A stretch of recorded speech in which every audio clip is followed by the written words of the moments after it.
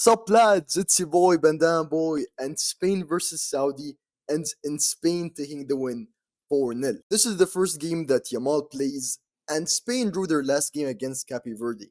Within 10 minutes, it was very clear that Lamine Yamal was making a very big difference by being on the pitch for Spain. He was crossing, he was running in behind. 10 minutes in, him and Oyarzabal link up to score the first goal. And 10 minutes in, Oyarzabal with some diabolical vision, and he's able to thread a pass on a silver platter for Lamine Yamal to score, and it was such a good pass. And Lamine Yamal did very well to score the goal. At that point, it wasn't too hard, but finding that pass was truly the hard part, and more importantly, executing it. The pass was beautiful. Within the first 15 to 20 minutes, I don't know why, but Spain really liked the long shot. They kept trying it so many times. Lamine Yamal tried maybe two or three times, and almost every player on the Spain squad was like, you know what? I'm gonna give it a try.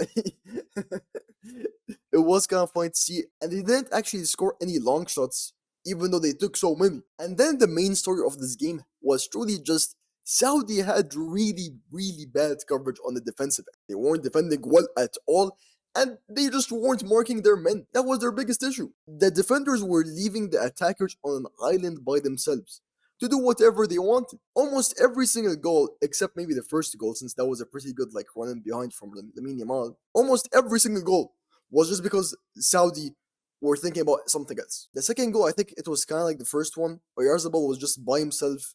Lamine Yamal, I think, assists him, and he just scores almost in the exact same way. But it was even easier than the first goal since there was no man covering it. The second goal came from a corner kick, and it was kind of scuffy. You didn't really know what was gonna happen. But then again, Oyarzabal is by himself, left on island. He shoots, it hits Alois, and it goes in. There's nothing you can do about that. And I gotta give props to Alois because I feel really bad for him. He played incredibly, even heading into the first half. Spain were 3-0 up. When they went out to the second half, they subbed out Lamine Yamal and Oyarzabal, the best two players on the Spanish squad, because they want to rest them, understandably so, for the upcoming games, because they were already in a pretty comfortable position. And then the goal that Spain scores, it's it's so funny. A corner comes in, and Cucurella is yet again left on the island by himself, no man covering him. It was more of the same. By the fourth goal, they kind of learned their lesson.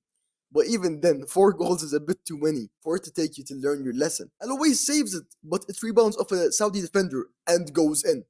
There is nothing Alois could have done. He played such a great game, yet he's coming away with a 4-0 loss as if he played really bad. He was the man of the match for Saudi, and he was genuinely one of the best players on the pitch out there. And I feel really bad for him that he is stuck with the squad. Saudi didn't even look this bad against Uruguay. So I don't know what happened to them. They weren't passing well, they looked stressed, they looked tired, they looked like they didn't know where they got spawned in. But I found really funny that the Spanish manager subbed in two attackers after half time. But it makes sense because Saudi wasn't pressuring them. Spain had no reason to go back on the defensive and just secure a 3-goal lead. Saudi clearly looked like the worst team. It almost feels like they gave in to that. We're like, okay, you guys are the better team, we're gonna give you guys the ball for the majority of the game. Even though the possession was like 66% to 33% for Spain, it felt more like 80 to 20. They were dominating them wherever they went, and even when Saudi had the ball, they were doing absolutely nothing with it. They didn't have chances. They only had one shot during the entire game that was on target, and that came in the 80th minute. This is not supposed to be real. The expected goal difference is just insane, and to only have one shot on target in 90 minutes is not right. Because Saudi aren't exactly a bad side. If you're Curacao or Cape Verde and this is your first World Cup, I'd understand. But they literally won against Argentina in the last World Cup. Let's not go back to 3.5 years ago. Let's go back to just 1 week ago against Uruguay. They scored a goal on them and they managed to come away with a tie. They played a pretty good game. So I don't know what happened with them. Just really bad coverage. And again, props to Spain. In the first 30 minutes, they scored their first three goals.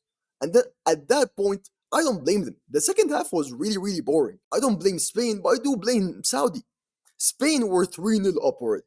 And when Cucurella scored that fourth goal in the 49th minute, they were 4-0 up. They had no reason to be playing like they needed to score or they needed to win. They already had a pretty comfy goal difference and a point cushion now because they drew their last game and they won this one. So they most likely advance to the next round.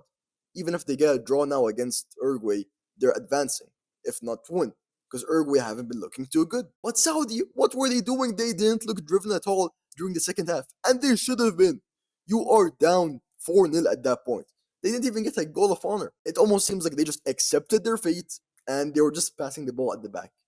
Kind of sucks to see, especially when they pulled off that big upset in the last World Cup. I know those upsets don't happen like day and night, but we've heard so much about the Saudi League from so many different superstars going there.